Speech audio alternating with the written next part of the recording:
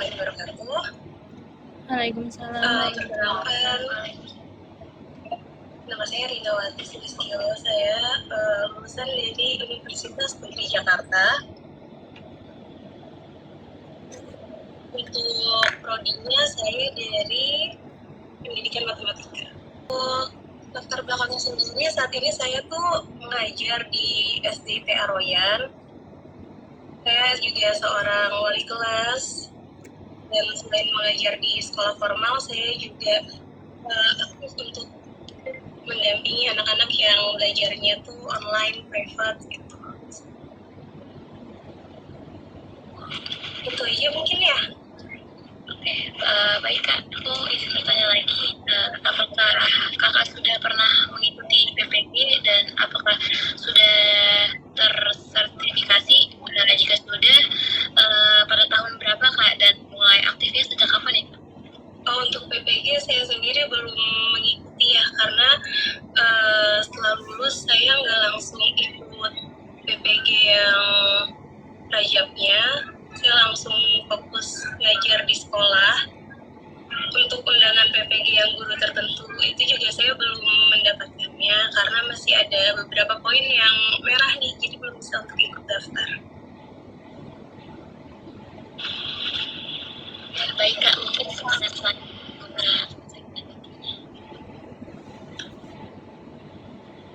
Oke Kak, mungkin dilanjut sama aku ya. Gimana sih Kak motivasi Kakak untuk jadi guru, atau misalkan motivasi buat ke peserta didiknya biar moodnya itu berjalan dengan baik selama pembelajaran gitu? Oke, kalau motivasi untuk jadi guru itu sebenarnya ini tuh cita-cita kecil ya, semua anak kecil hampir adalah yang bercita-cita sebagai guru ya. Tapi kan namanya cita-cita pasti berubah-ubah. Saya juga cita-citanya berubah-ubah, sempat nggak mau jadi guru, sempat maunya jadi dokter dan lain-lain. Tapi akhirnya kan jalannya ternyata jadi seorang guru nih. Selain karena cita-cita kecil juga ada sempat ada senggolan sedikit saat sekolah dengan guru. Jadi itu yang membuat saya termotivasi, kalau saya juga bisa kok jadi guru, saya juga bisa kok, terutama di bidang matematika ya. Karena saya waktu itu disenggol itu di hal matematika, jadi saya ingin membuktikan sama beliau kalau saya tuh bisa ada di posisi beliau menjadi seorang guru, terutamanya di guru matematika gitu. Terus akhirnya kenapa saya sekarang ngajar di SD, karena mungkin itu jalannya juga kali ya. Selain saya suka anak-anak, ternyata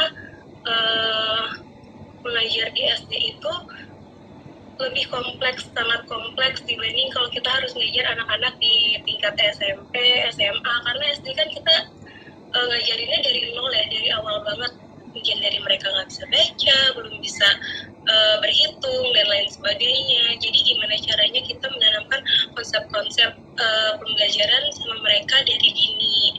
Kalau untuk motivasi ke anak-anaknya, ke peserta didiknya, karena anak SD itu kan maunya main ya. Di SD itu kita 60% bermain, 40%-nya belajar. Jadi kita nggak terlalu menekankan mereka untuk bisa secara langsung paham. Kamu harus paham nih, misalkan konsep matematika tuh seperti ini, kamu harus bisa cara perkalian seperti ini, kamu harus hafal dan lain sebagainya. Enggak, kita ngajarinnya tuh gimana mereka tetap bisa fun, tetap bisa dapat ilmunya juga, tapi nggak merasa tertekan. Caranya gimana ya? Kalau di SD biasanya kita ada ice breakingnya, banyakin ice breakingnya, banyakin gamesnya. Cuma kan kalau untuk tingkat SMP, SMA, ice breaking yang diterapkan di SD tuh kayak kurang cocok untuk dibawa ke SMA. Kalau SMA kan dia ke SMA, SMP lebih banyak pelajaran secara mandirinya kan, dibanding SD yang masih harus banyak dituntun. Kalau biar mereka termotivasi sih itu banyakin games, banyakin ice breaking, banyakin mereka untuk terjun langsung, ikut langsung gitu, untuk merasakan gimana sih caranya bisa paham tapi tanpa mereka harus sesuai buku banget nih, textbook banget gitu. Jadi diajarinnya mereka ikut terjun langsung, kerjain langsung, atau mungkin kita keluar belajar di luar gitu. Kalau mungkin misalkan di IPA nih kita belajar tentang tanaman, kita kita ajak mereka langsung keluar, kita cari tanaman-tanaman yang ada di sekitar sekolah, kita pelajarin langsung, kita kasih lihat langsung nih secara realnya, oh bedanya tuh seperti ini gitu. Oke, itu berarti mungkin salah satu pembelajaran biar lebih efektif ya. Nah, kalau misalkan untuk menangani kelas yang sulit diatur, gimana sih Kak caranya? Kelas yang sulit diatur, sebenarnya bukan sulit diatur ya. Kalau menurut saya, anak-anak itu kan punya karakternya masing-masing, punya sifat, sikap, dan yang pastinya cara mereka menerima pembelajaran di rumahnya masing-masing ya, di lingkungannya masing-masing. Ya itu balik lagi kayak untuk mengkondisikannya nih, kita bisa ajak mereka untuk balik fokus lagi, kita ajak istirahat dulu, break dulu dengan games atau ice breaking. Nanti setelah mereka udah bisa diatur, mereka udah bisa relax lagi nih, udah bisa fokus lagi, baru kita mulai lagi ke pembelajarannya gitu. Karena anak-anak nggak bisa dipaksa yang harus sesuai maunya kita nih kan. Kalau kita kan biasanya apalagi emang dasarnya bukan guru PGSD ya, bukan dari PGSD gitu, jadi tuh lebih banyak belajarnya lagi kan kalau untuk di lingkungan SD. Tapi kalau untuk di lingkungan tingkat SMP SMA, cara mereka biar fokus, kita menempatkannya profesional aja. Kadang kita menjadi gurunya, kadang kita juga harus bisa menjadi teman mereka. Jadi tugas kita di sekolah tuh nggak yang harus mengajar terus, kita juga harus bisa jadi temannya, teman ngobrol, berkeluh kesah. Jadi kalau di dalam kelas oke lah kita sebagai murid dan guru, tapi kalau di luar kelas kita tetap bisa kok jadi kayak teman. Karena kan kalau SMP SMA umurnya nggak terlalu jauh lah ya dari kita, apalagi kalau kalian nih baru masih baru lulus fresh graduate gitu, ngajar di SMA umurnya nggak begitu jauh. Jadi kalau bisa jangan kasih gap yang terlalu besar sama anak-anak, jadi mereka tuh tetap bisa merasa nyaman sama kita.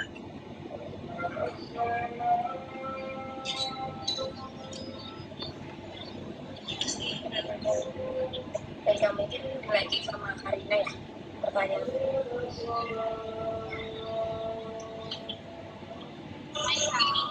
Hai Karina. Dari nama aku Karina, aku ingin tanya Kak, strategi Kakak buat meningkatkan motivasi apa Kak? Untuk meningkatkan motivasi mereka belajar, kalau aku sih biasanya selama jam pelajaran, misalkan kita ada 3 jam pelajaran nih, 2 jam pelajaran itu biasanya aku pakai fokus untuk kita belajar. Nah, nanti 1 jam terakhirnya tapi nggak harus di akhir atau di awal, bisa aja di sela-sela pembelajaran gitu ya. Biasanya di situ aku ajak mereka buat ngobrol, sharing tentang hal yang di luar pelajaran. Jadi kita juga sama-sama cari tahu nih mereka tuh maunya pembelajarannya yang seperti apa. Terus mereka senengnya kalau saat materi apa, dan konsep dan cara belajarnya gimana. Karena kan tadi aku bilang aku juga ngajak anak-anak buat belajar di luar. Oke, kalau mereka emang ternyata Miss saya lebih senang untuk belajar di luar, Miss kita lebih happy, lebih gampang ngerti kalau pembelajarannya tuh misalkan berkelompok atau mungkin kita praktek langsung gitu. Nah, nanti tinggal disesuaikan aja sama materi yang kita ajarin. Kalau itu bisa ditambahkan model-model atau metode yang lain, kita bisa pakai itu. Jadi kan kalau ngajar tuh kita nggak harus saklek sama satu metode atau satu pembelajaran, kita bisa gabungin aja gitu. Karena kan setiap guru, setiap orang dari kita nih punya cara pembelajarannya masing-masing kan. Untuk menumbuhkan motivasinya, yaitu jangan terlalu ditekan sih kalau menurut aku. Apalagi anak-anak sekarang kan nggak bisa banget yang harus taat banget sama aturan ya. Jadi aturan ada tapi tetap jangan terlalu ditekankan lah gitu, karena anak-anak gampang stres. Karena di rumah kan juga mereka pasti punya tekanannya masing-masing ya. Kita nggak tahu kondisi di luar sekolah tuh mereka kayak gimana. Jadi untuk di sekolah jangan terlalu di-push, jangan terlalu mengharuskan mereka seperti ABC, jangan dibanding-bandingin dengan temennya gitu, dikasih motivasi aja kalau kamu, atau enggak biasanya aku juga suka kasih reward ke mereka, kalau kalian hari ini belajarnya kayak gini, atau mungkin saat ujian nanti kalian nilainya sekian, atau yang remedial kurang dari 5 orang, atau bahkan tidak ada yang remedial sama sekali, nilainya di atas 90 dan lain sebagainya, itu kita bisa kasih reward. Kalau aku biasanya kita suka makan es krim bareng, karena anak-anak kan suka es krim ya, jadi itu jadi motivasi juga sih buat mereka buat belajar lebih lagi. Oke, kalau misalnya nih Kak, ada murid yang mau nanya pertanyaan ke Kakak, terus Kakak kayak bingung ngejawabnya gitu, yang Kakak lakuin itu kayak gimana Kak? Kalau kayak gitu biasanya aku ajak mereka untuk diskusi, karena ya nggak menutup kemungkinan juga, karena kan pertanyaan mereka tuh suka di luar apa yang kita pikirkan nih, suka ada aja kan pertanyaannya, karena mereka kan kritis ya. Nah kalau misalkan aku lagi bingung mau ngejawabnya gimana atau mau menyampaikannya seperti apa, biasanya aku lempar balik ke kelas, ada nggak temennya yang bisa menyampaikan, ada nggak temennya yang punya pendapat gitu. Nanti setelahnya baru kita diskusi sama-sama dan kita simpulin sama-sama gitu. Tapi tidak ada salahnya juga loh kalau misalkan ya kita emang nggak tahu atau ternyata jawaban kita salah nih, kita sorry ke mereka tuh nggak masalah banget. Maka jangan takut salah juga gitu. Kalau ke anak-anak lebih baik kalau memang salah direvisi aja gitu ke anak-anak. Oh ya maaf ya tadi Miss keliru gitu, Miss tadi keliru, seharusnya itu seperti ini gitu. Disampaikan aja, kita sampaikan kalau kita tuh juga bisa salah gitu. Oke, baik. Makasih ya Kak udah ngejawab semua. Aku lempar pertanyaan selanjutnya ke Kak Aurel ya. Hai Kak Arina, perkenalkan nama aku Aurel. Hai Aurel. Kak, gimana sih cara kakak untuk berkolaborasi sama orang tua murid? Dan gimana cara kakak berkolaborasi juga sama staf di sekolahan? Oke, cara berkolaborasi sama orang tua murid. Ini aku sebagai wali kelas ya. Kalau sebagai wali kelas khususnya di SD itu kan kita mengajarkan beberapa mapel nih. Kalau di sekolah aku sih kita ngajarin beberapa mapel ya, nggak hanya satu mapel aja.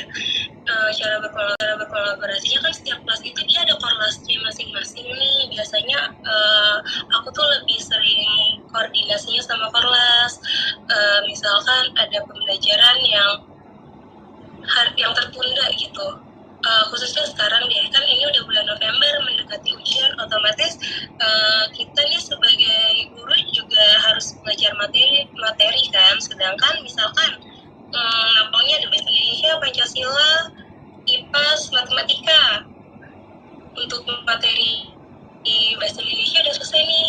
Sayang kalau misalkan jamnya kita pakai untuk kegiatan yang memang udah selesai. Jadi biasanya aku kolaborasinya tuh aku bilang ke mereka, aku koordinasiin ke mereka, materinya ini kan sudah habis, jadi jamnya ini akan dipakai untuk mata pelajaran yang lain, karena kita kan nggak bisa langsung memutusin aja nih oke, besok kita pelajaran bahasa Indonesia nggak ada ya, kita ganti sama IPAS misal, tapi tanpa konfirmasi ke orang tua. Kan orang tua tuh jadinya nggak tahu pembelajaran di sekolah udah sampai mana ya. Nah itu komunikasi sama orang tua harus dimaksimalkan lah gitu. Jangan apa-apa kita buat keputusan, karena kita merasa kita wali kelas, kita yang berhak untuk mengambil segala keputusan pembelajaran ataupun kegiatan di dalam kelas. Kita harus tetap bisa mengkomunikasikannya itu ke orang tua. Atau mungkin kalau anak SD itu kan mereka nggak bisa yang semandiri anak SMP SMA ya, yang kalau ada tugas ya udah dikasih aja gitu. Mereka nggak bisa seperti itu, mereka harus tetap diingatkan. Caranya gimana? Kalau aku, karena ini tingkatnya SD, biasanya aku bikin weekly plan. Jadi kegiatan mingguan untuk 1 minggu ke depan. Jadi 1 minggu ke depan itu anak-anak akan ada apa aja nih di kelas, akan ada kegiatan apa aja. Misalkan kalau ada proyek kita sampein, apa yang harus dipersiapkan. Kalau ada tugas juga kita sampein di weekly plan itu. Terus materi untuk pekan depan, untuk seminggu ke depan itu tentang kita mau ngebahas tentang apa. Jadi orang tua tuh juga ikut mendampingi anak-anaknya ini belajar di rumah. Kan kalau misalkan di SMP, SMA nggak mungkin kan kita suapin terus, kita ingetin terus ke orang tuanya langsung, ya pun hari ini ada tugas ini ya, nggak kan. Kalau SMP, SMA tuh yaudahlah biar mereka tuh mandiri, karena itu kan ya mereka udah besar, mereka harus tahu tugas dan kewajibannya itu apa gitu. Tapi kalau anak SD ya udah kolaborasinya itu kita buatin weekly plan untuk seminggu ke depan atau untuk 2 minggu ke depan gitu. Jadi nggak yang ujuk-ujuk besok ulangan, besok ujian, dikasih taunya H-1 gitu. Nggak bisa kalau misalkan ya untuk tingkat SD kayak gitu. Jadi solusinya ya kita bikin weekly plan. Oke, satu lagi ya Kak. Kalau dari aku pertanyaan terakhir, gimana cara Kakak untuk mengembangin kemampuan Kakak sebagai guru? Untuk mengembangkan kemampuan sebagai guru. Oke, untuk mengembangkan kemampuan sebagai guru, kita kan sama tim.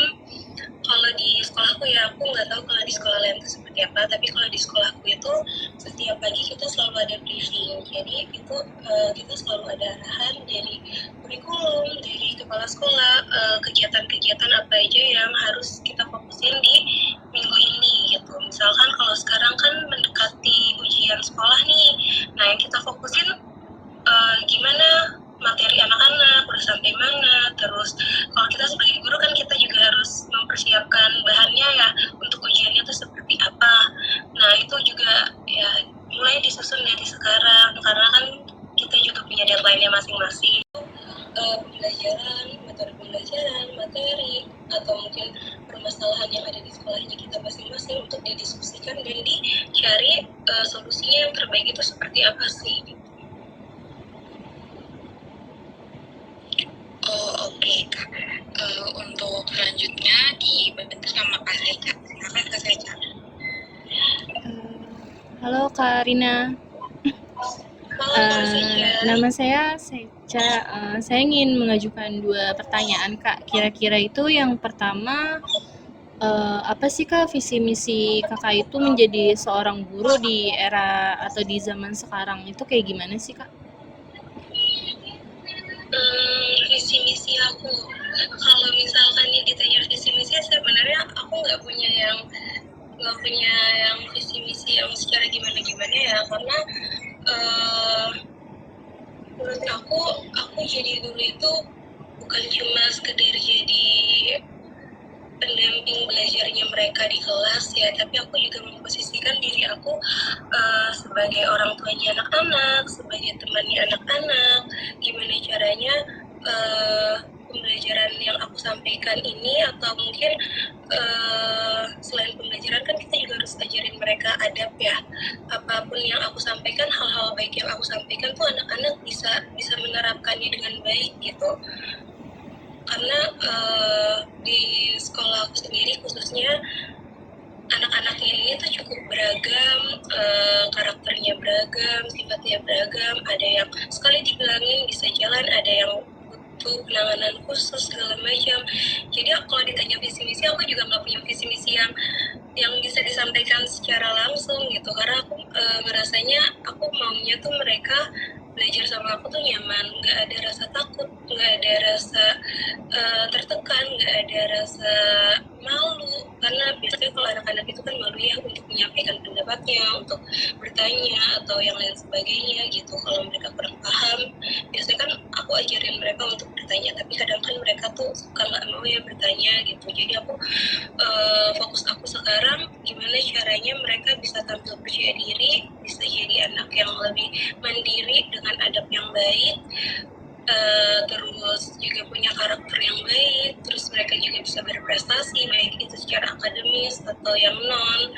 Karena aku juga selalu ingetin ke mereka, prestasi itu bukan hanya di mata pelajaran aja. Kalian bisa kumpulin atau cari minat dan bakat kalian itu selain itu apa. Misalkan kalian kurang suka belajar nih, oke, nggak apa-apa kalian nggak suka belajar, tapi kalau bisa kalian jangan berhenti di situ. Kalian cari kalian tuh sukanya di apa, di bidang apa. Dan kalau misalkan dia sukanya futsal nih, ya udah ditekunin futsalnya, masuk di klub-klub sekolah bola gitu kan. Dari situ mereka bisa cari hal-hal yang mereka sukai ya, karena biasanya orang tua ada yang suka nuntutnya akademisi bagus, tapi mereka kalau anaknya yang non akademisi bagus kurang puas gitu, karena merasa kalau akademisnya nggak bagus ya anak itu nggak pintar gitu. Padahal kan anak-anak punya kepintarannya masing-masing, punya bakatnya masing-masing, punya minatnya masing-masing gitu. Jadi kadang aku juga suka ingetin ke orang tua, kadang aku panggil orang tuanya satu persatu untuk konsultasi, untuk ngobrol gitu. Jadi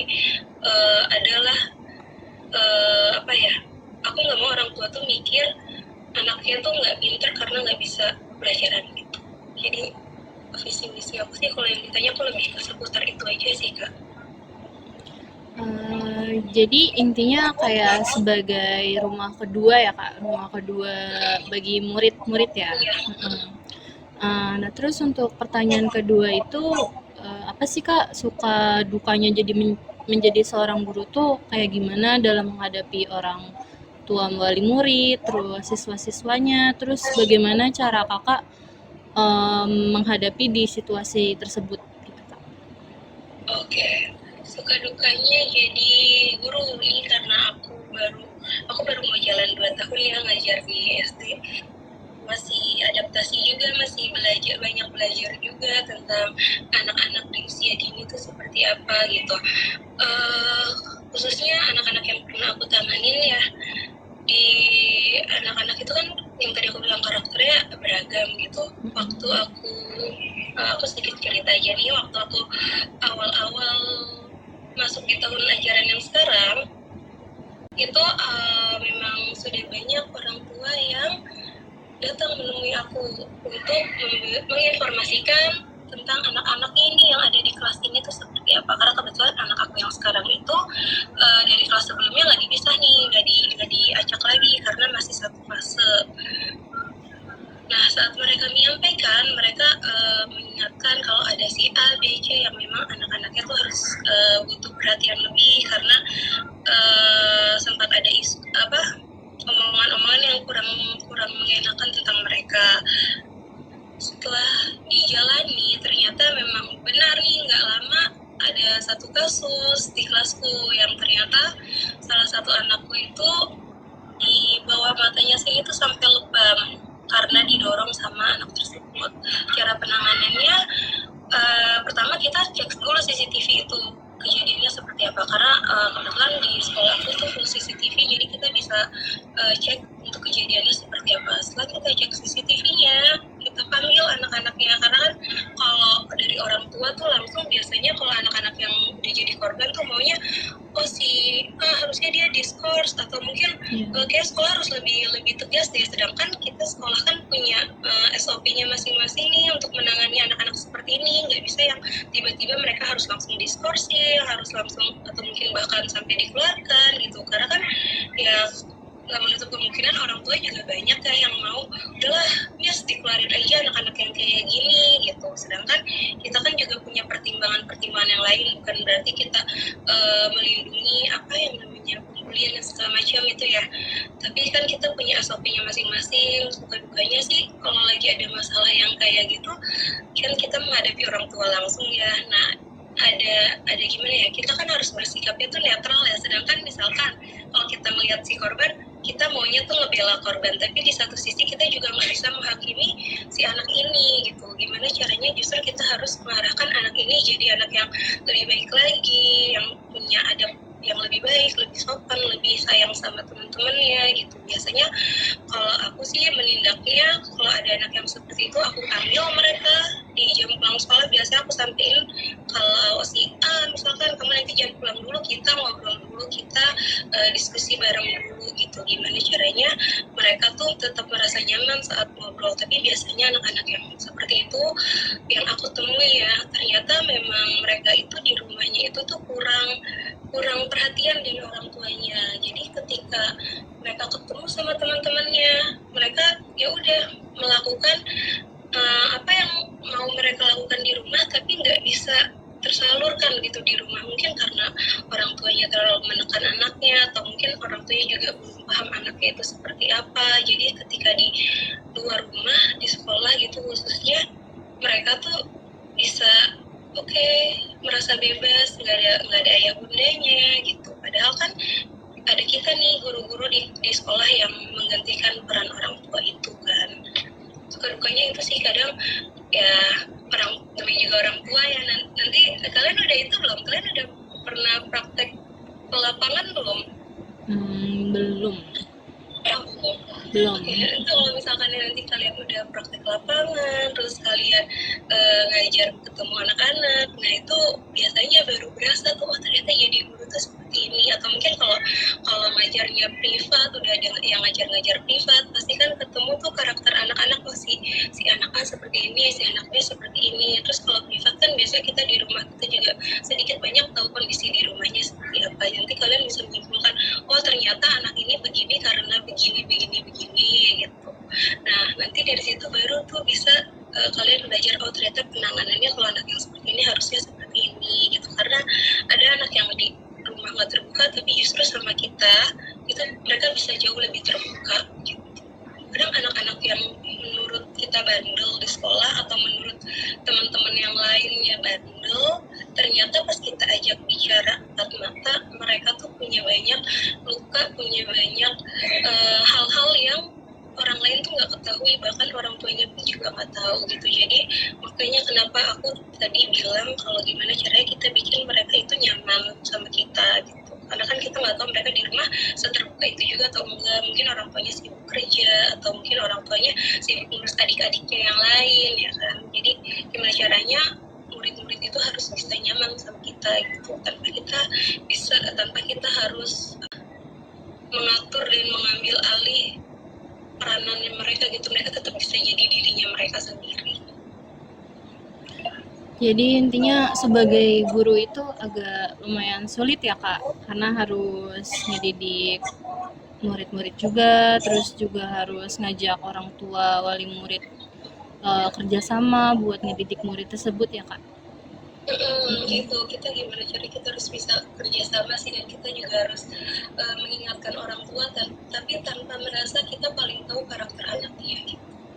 Karena kan kadang ada orang tua yang memang sensitif ya, kita sampaikan justru mereka enggak, kalau di rumah tuh justru mereka gini gitu, merasa tahu, padahal sebenarnya mereka juga nggak setahu itu tentang anak mereka gitu. Oke deh Kak, untuk selanjutnya saya kembalikan ke Kak Amanda ya, mungkin sebagai moderator. Boleh Kak Amanda, silakan. Oke Karina, terima kasih banyak dari banyaknya pertanyaan teman-temanku, dan terjawab semuanya sangat baik. Terus mungkin di sini ada pencerahan gimana caranya untuk menangani peserta didik digitalisasi ini ya Kak ya. Dan mungkin terima kasih banyak juga untuk waktunya, untuk sharingnya. Mungkin next kita juga bisa bertemu kembali ya Kak ya. Terima kasih banyak ya Kak ya. Sama-sama Mande, sama-sama.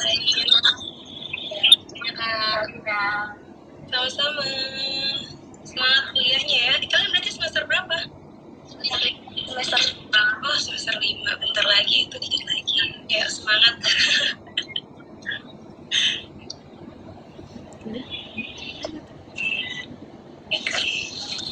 Mungkin itu aja Kak dari kami. Kurang lebih kami juga mohon maaf ya Kak ya untuk waktunya jadinya mepet atau mendadak ya Kak ya. Iya, aku juga minta maaf banget ya telat masuk ke linknya.